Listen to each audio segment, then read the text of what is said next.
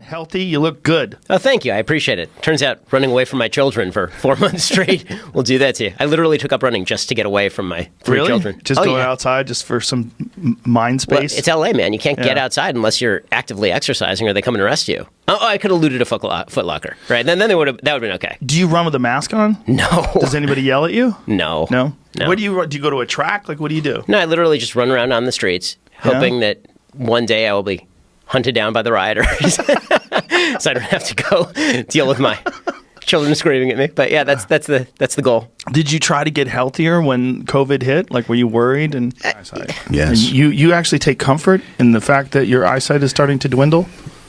You want to chase it. At first, I was like, I'm fine. Then I'm 42. Then it's like, let's try some ones. Then it's 1.25s. Then it's 1.5s. What are you on now?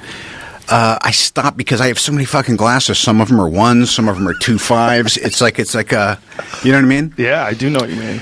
But what I appreciate is you know where you're at by what you're able to retain if you fight for it, and the things that are going no matter what you do. Now, I've heard there's some Israeli guy who's got this app, probably from Laird, got this app, and you do it and you get your eyesight back. And sometimes it's about, I don't need to try to use something to hold on to everything. I want to pick the 5 or 7 things that I definitely want to hold on to, and I want to watch the rest of it go in and out with the tides.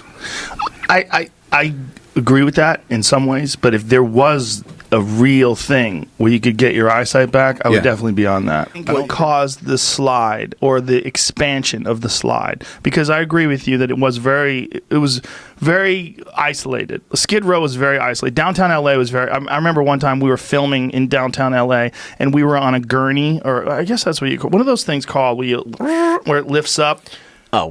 Anyway, we were filming some Fear Factor stunt, and as we got up, we could see people smoking crack. And I go, oh, look, there's people smoking crack right there. And the guests on the show, like a lot of them, they fly from all over the country, and they're like, is that real? They're really smoking crack? I'm like, that's crack. That's a homeless person smoking crack. Welcome to LA. It's right there. But I agree with that in some ways, but if there was a real thing where you could get your eyesight back, I would definitely be on that. I don't think there is a LASIX. Real thing. It's not real. The problem, LASIX. But I know there's people several problems. You can get it if you have problems with your vision, but we have macular degeneration that's coming from age-related macular degeneration. LASIX doesn't really fix that.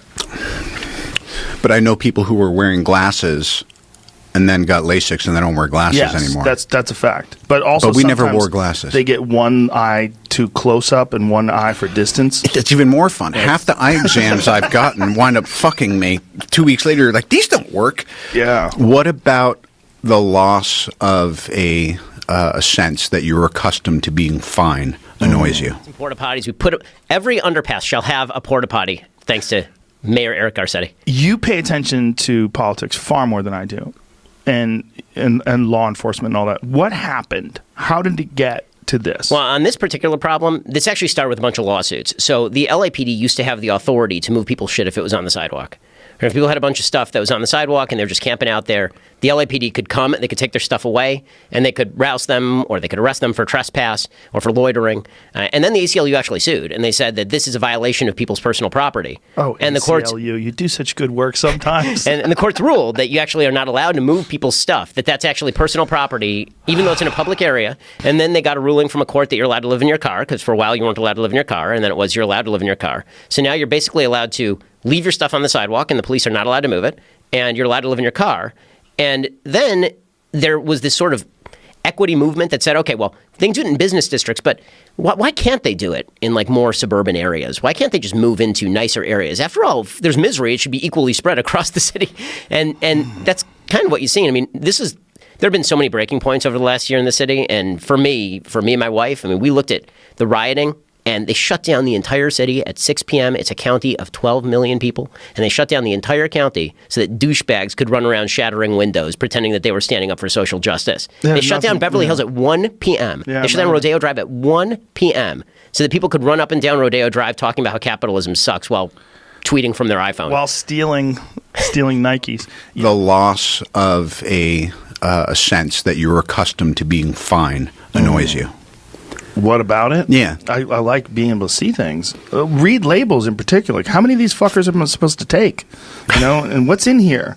Yes. You know, like, how many milligrams? What's in? What does that say? Are you doing this shit? But it's also funny to go up to like a little Lutron pad and have to go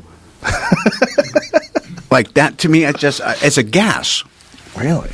Interesting. Except the things you cannot change. Now, if someone comes in and says, Joe, Bob, I got it, we're done, come over here, it's easy, or it's a supplement, or do this for 2 weeks, or stop doing this, this, and this, then there's a trade-off. Yes. Well, I'm down for anything that actually works to make your eyesight come back, but I have heard of nothing. Healthier when COVID hit? Like, were you worried? And A little bit. It really wasn't about COVID. It was just I was eating out too much, and when I was relegated to home, it was like I had to learn how to use the barbecue.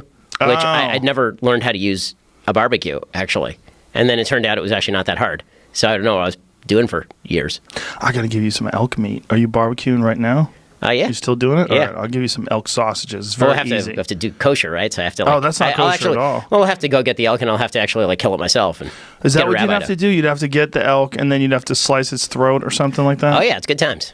What's the logic behind that? So, I mean, not to get too fast into the biblical stuff, right. but the original logic was that you were supposed to kill the animal in the most humane way was the idea. Now, do I know if it's the most humane way now? I have no idea. It's most certainly not, Ben. Okay, well. Because you have to slice Take it up with the throat. rabbis, man. I don't know. Yeah. I don't know. I get it how back in the day, a very sharp knife going through the throat would have been the most humane way because it's almost painless. And then the blood just sort of pours out, and that's a wrap. Right. And you don't want the blood anyway because you're not allowed to eat blood in Judaism. So. Oh, really? Yeah. So what do you do when you have a medium rare steak? I mean, you salt the steak really heavily. This is why kosher meat's pretty salty. So if you go to a steakhouse, are you allowed to go to a steakhouse? Kosher steakhouse. There are kosher steakhouses. God, you're so deep in that world. I know, man. But you're a logical, intelligent guy. Does every now and then... I like how you juxtapose those. But does every now and then it fuck with your head? You're like, what is this? I mean, of course. And then when I don't know, there's a religious person alive. I mean, who doesn't eventually go like, okay, it's a little weird, but all right.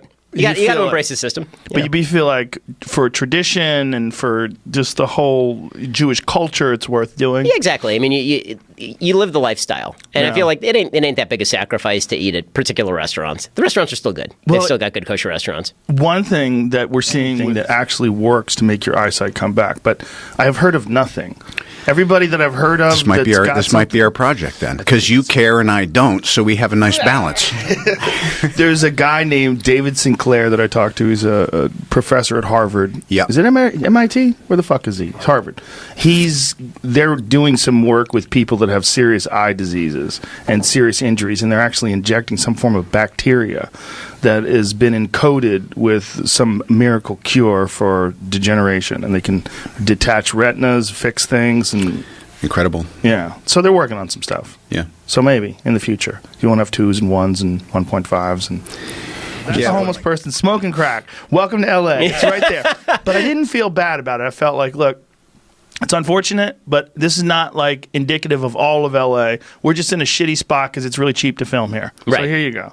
You got a little gift. You get to see some weird shit while you're here. But I didn't think it was ever going to get to the point where you're on like Winnetka off the 101, and there's 80 fucking tents, and they put a porta potty there. They put a porta potty there. We're doing real building and real development here in Los Angeles, not apartment buildings. We got some porta potties.